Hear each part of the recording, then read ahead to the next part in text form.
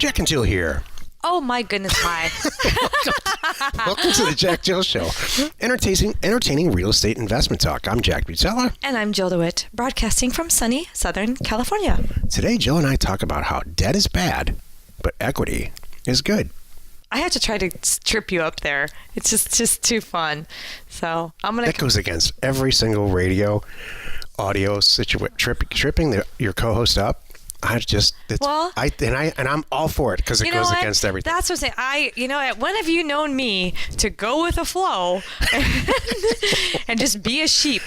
Exactly. Again, boy, my parents wish I would go with the flow and be a sheep, but no. Jill has to do it her own way.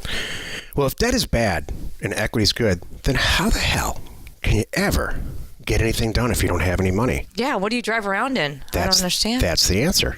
You will get the answer. It's not possible, is it? You will get the answer to that question, Mr. Bender, next Saturday.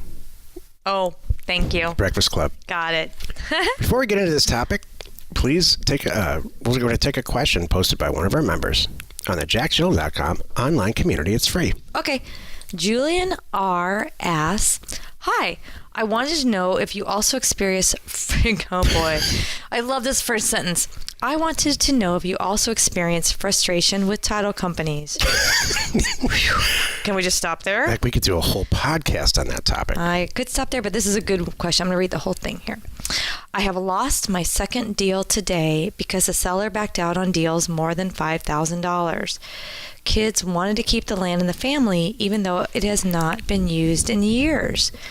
It seems like the solution/options are 1, keep losing deals. That's just part of the business. That's not. Since the seller was not really motivated in the first place. No, that's not 1. 2, close with the notary first, then get title, but it kind of defeats the purpose. That is a fantastic solution.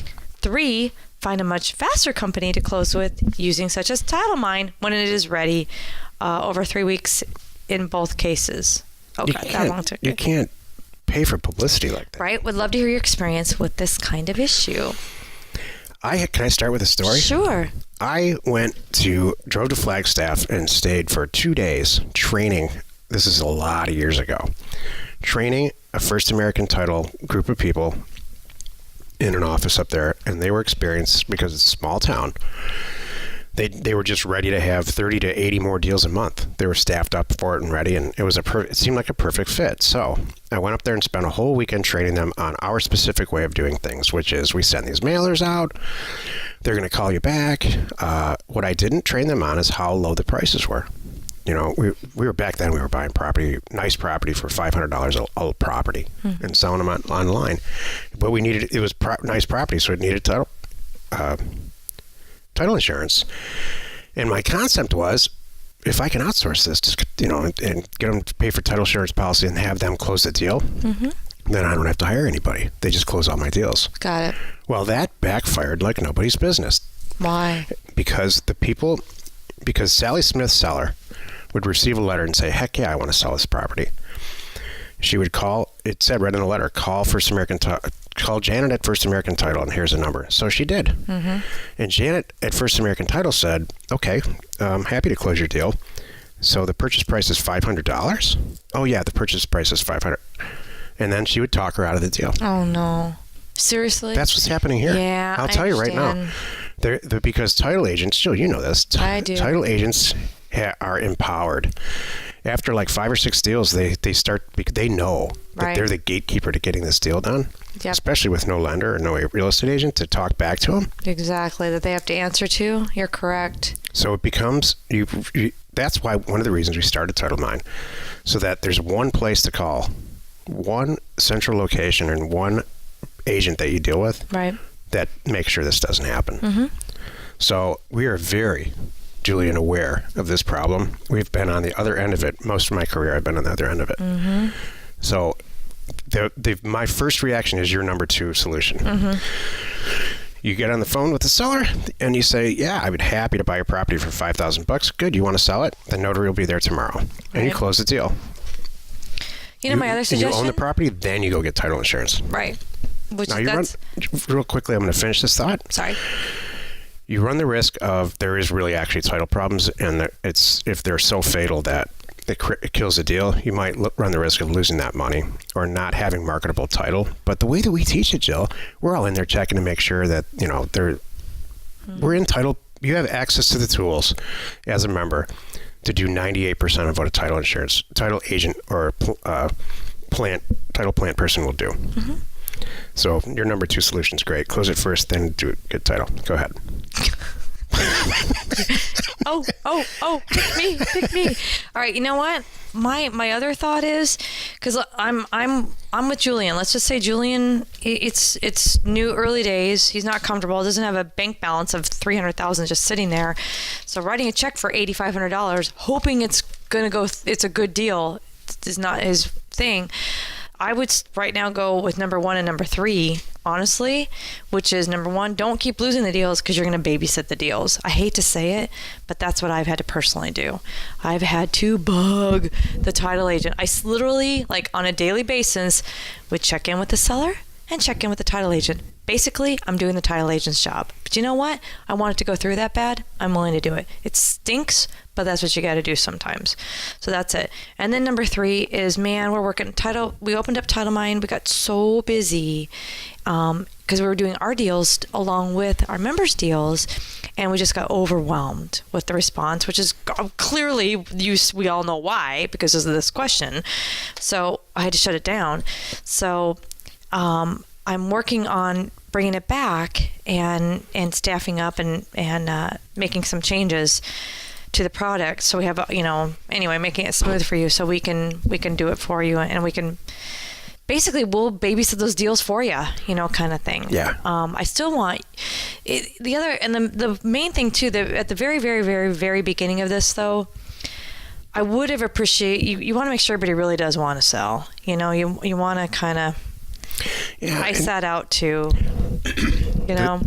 My gut reaction when you started reading the question was, if they're backing out of the deal, maybe they didn't want to sell anyway. Right. That might have been a wrong one. So, it's like, for example, I'll give you a Land Academy example about us and our whole business. When we were new and starting out and people were finding us and they were saying they want to be investors, well, now and then I'd get people that I just kind of like, okay, wait a minute. I don't want to set someone up to fail. I want to make sure that they're in this for the right reasons. They can afford to do this.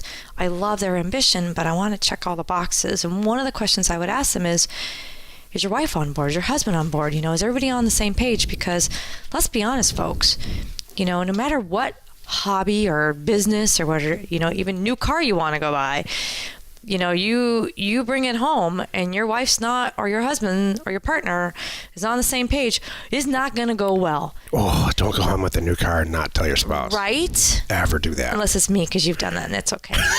Yeah, but I pay cash for it. I know. It's totally okay. Don't come home with new debt of any kind. Right. Is what I mean. So you want to make sure they're on board. That's what this show's about.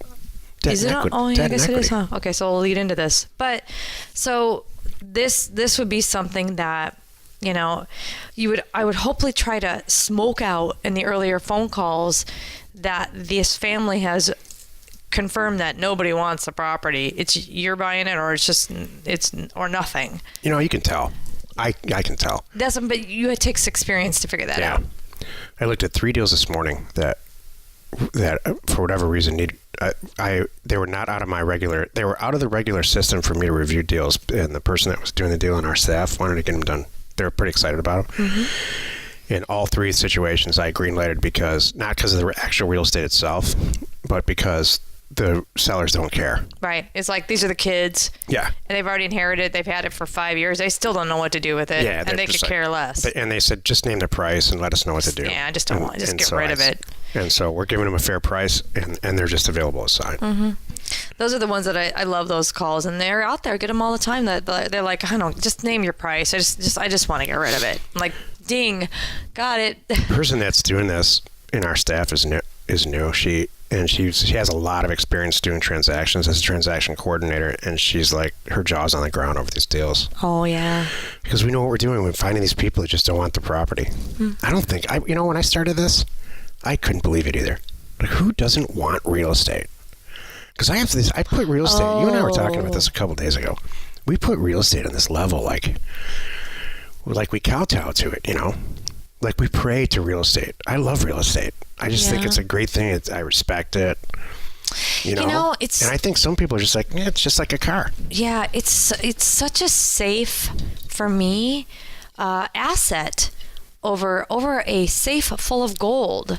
It's much easier to transport, for one. Did you ever pick up a gold bar? Not a gold one. You need 2 hands. Oh, silver, like we've had plenty of those silver. Yeah. How many ounces? 100 ounces. Okay, yeah. Oh no, 1,000 ounce. Yeah, we had several of those flow through our hands, if you will. There's still a lot. Yeah, I took one time for a price remember we accepted a silver bar to buy our program. The guy mailed us a bar. I'm like, yeah, I'm like, sure, okay. That's still in the pile too, I think. Should we get to the topic? Yeah, we should. Okay. Today's topic: how debt is bad and equity is good. This is the meat of the show. So, if you don't have any dough and you want to get some stuff done in life, but you don't want to take on any debt, I can hear everybody turning their radio off. Like, how the heck can you get anything done if you don't have any money? And that's a very, very valid point. You can save money at your regular job forever, and when you have 25 cents left, go buy a piece of real estate. That's possible. I've actually done that. Not with 25 cents, a little bit more than that, but I've done it. Or you can put yourself in debt. You can go borrow against your house or borrow against your whatever. So that's debt. But the title of this is Debt is Bad. So why not find a partner and take on some equity and say, you know what, I'm really good at finding cheap property, and you're really good at having a lot of money and doing nothing. Potential partner. What do you say we get together, try a couple deals, to go on a couple of dates, figurative dates, see if we like it, and if we want it, then we'll continue. Awesome. That's what equity really is. Now, that's on a smaller scale. That's what an equity partner is. On a huge scale, like an IPO, an initial public offering on Wall Street, you can go raise a bunch of capital by selling stock. That's really what you just did with that buddy of yours who's got a bunch of money. Right. You sold him some stock in your deal. Right. We just use a different terminology for whatever reason. So. Thank you. Like 50%, whatever, we split the profits kind of thing. Exactly. So, okay. I just put Jill to sleep, I think. Well, you were on a roll. You Jack, clearly had something to say. And unlike Jill, I didn't want to interrupt your train of thought. There's got to be a and way goof we can you up. Send images to people. So, of what really is going on right here? Yeah. Oh. That would be funny. That would be really good. All right. So I was looking at it as something different. Good. I love this. Go ahead. What did you think? Well, first of all, your first comment 5 minutes ago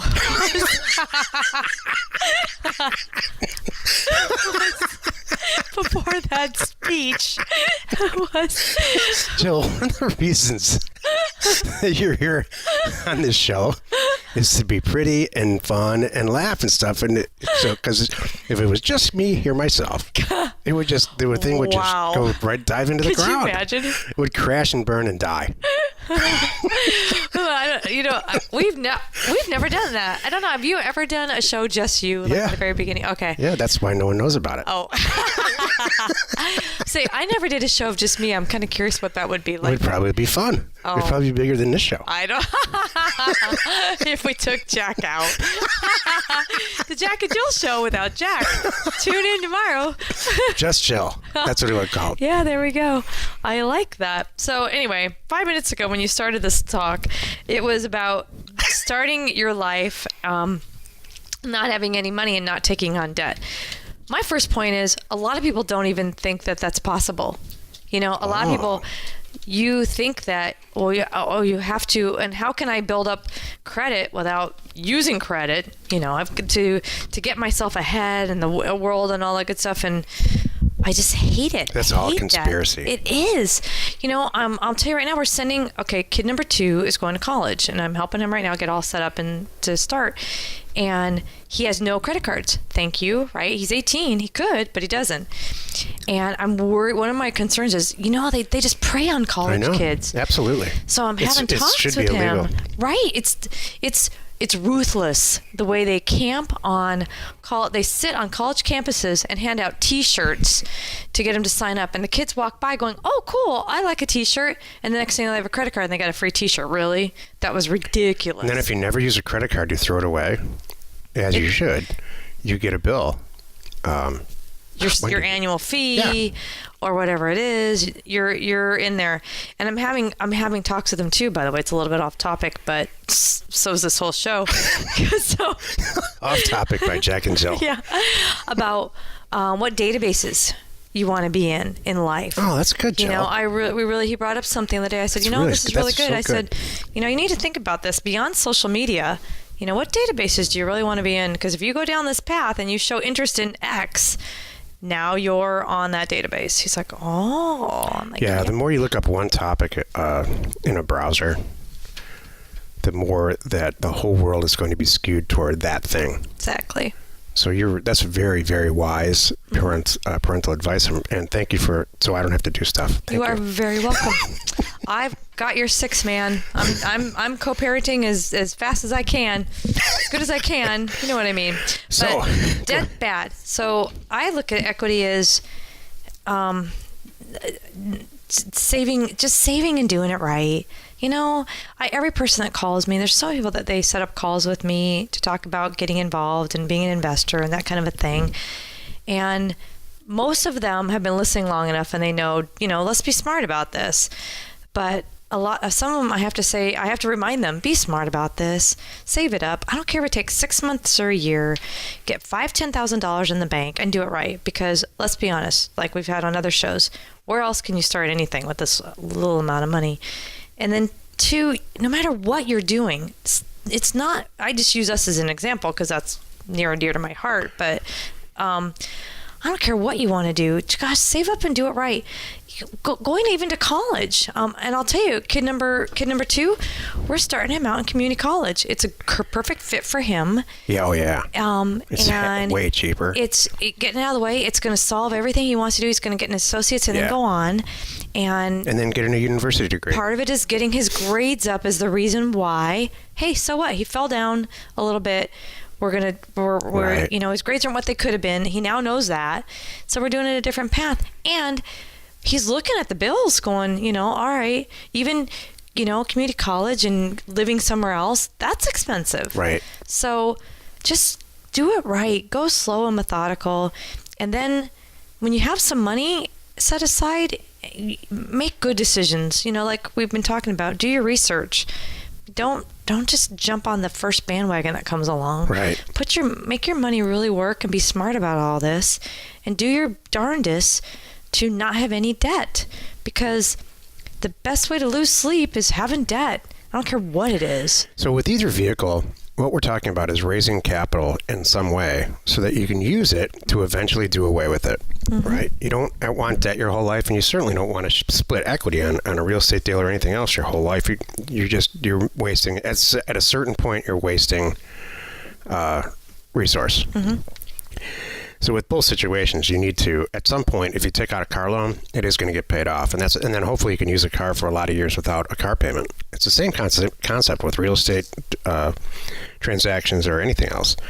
At some point, you're going to have so much of your own money because you utilize debt or equity that you're going to do away with both. Now, on an average deal, you're making twice as much money. I have something to say about that. Like your car analogy. You think they're going to pay it off and drive it forever. Oh, how many people really do that? Very few. You know what they do? Well, that car payment's done. I paid it off. Now I can do another car payment. Now I want a new car. I know. Or some people, sadly, are lured in by the dealership where they come in and go, for $50 more, we can put you in that car. The T-shirt. Yeah, let's just upgrade your car right now. Really? That's what all it is? Yesterday's show was about. Yeah. Don't drink the Kool-Aid, man. Yeah. So my point about debt is, and using financing things, is you think differently. I have found that often. When you're putting a credit card down, I totally believe in this concept. It doesn't feel like it's, $100 or $1,000, whatever it is. Right. There's something weird about that versus when you're putting your hard-earned cash out or Apple Pay. Just kidding. But you know what I mean? But your hard-earned cash on something, you're going to be like, oh, I'm going to make a little bit different decision. And you should have that decision all the time. You should think like that. That's a famous Warren Buffett quote. He said, all the worst business decisions I've ever made were when I had a pocket full of money. Really? Yeah. Oh, I'm when you have access, what he means is when I have an access to too much capital without any repercussion, I go start making bad decisions. Oh, okay. Yeah. It's a roundabout way of saying the same thing. Thank you. Okay, good. I understand. Did I make my point? I think so, yeah. Okay, good. 6 or 7 times. Such a stinker. You had to get me back. Well, you've done it again. You've wasted another 20 minutes. Listen to the Jack and Jill Show. Join us tomorrow where we discuss 30 days later the results of a promo that Jill and I ran. The 30 days later results. It's actually relatively shocking. Cool. And we answer your questions. Should you have one, post them on the jackjill.com online community. You are not alone in your real estate ambition. Dude, did I just beat a dead horse with that? Is that what's going on here? No. It's okay to say it. Yeah, sure, it's fine. All right. Say anything you want. It's your show. All right. I'm here to tell you the dead horse thing is totally a DeWitt thing. And there's another DeWitt person that we all know that talks a lot. So, in the media now and then. So it's totally a DeWitt thing. You mean your little brother, the NASA rep or whatever he is? Yeah. Is he taking that yet? I don't know what's going on. State Treasurer of Arizona, yeah. Jeff DeWitt. But we are known to talk and politics. Beat dead horses. Sorry. Hey, share the fun if you like that by subscribing on iTunes or wherever you're listening. And while you're at it, please rate us there. We are Jack and Jill. Information and inspiration to buy undervalued property.